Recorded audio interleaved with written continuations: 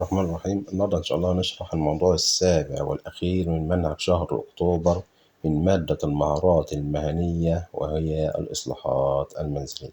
يعني الدرس ده هيكون آخر درس في منهج أكتوبر إن شاء الله، هيكون في امتحان شهر، وهو باسم الإصلاحات المنزلية.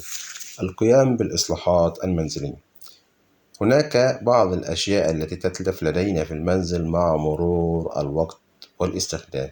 زي إيه؟ الجدران تتشقق وتظهر عليها بقع وتقشر الطلال.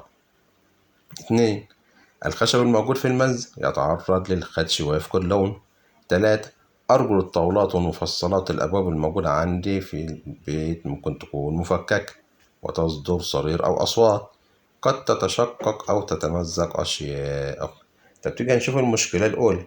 المشكلة الأولى وهو وجود تشققات في الجدران أو تصدعات في الجدران. طب عشان أحلها هعمل إيه؟ نمرة 1: استخدام سكينة المعجون لملء التشقق بمعجون الشقوق أو الجبس. 2. عندما يجف نستخدم ورقة الصنفرة لجعل الجدار ناعم الملمس.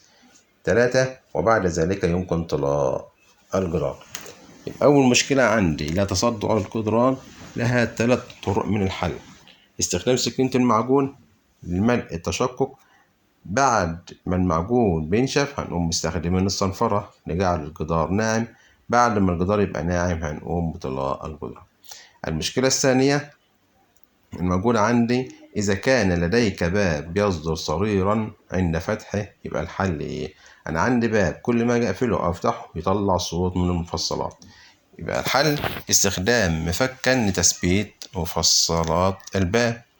2. استخدام الزيت أو مادة تشحيم للتخلص من الصرير. 3. ضع كمية صغيرة من مادة الشحم حتى يلتقي جزءا بمفصلة الباب. يبقى سؤال صح ولا غلط؟ لا يستخدم الشحم للقضاء على صوت الباب أو صرير الباب. لا غلط، هو يستخدم الزيت أو الشحم للقضاء على صرير الباب.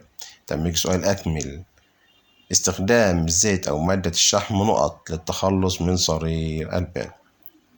يبقى كده عرفنا عندي بعض المشكلات التي تحدث في البيت بمرور الوقت وعلينا إصلاحها، منها تشقق الجدران، الخشب يتعرض للخدش، أرجل الطاولات ومفصلات الباب. وعرفنا حل كل مشكلة زي تصدعات الجدران: استخدام سكينة المعجون وملء التشققات بالمعجون، وبعد ما المعجون بيجف هنجيب الصنفرة وننعم الجدار، وبعد ما ننعم الجدار هنقوم بطلاء الجدران الموجودة عندنا في المنزل.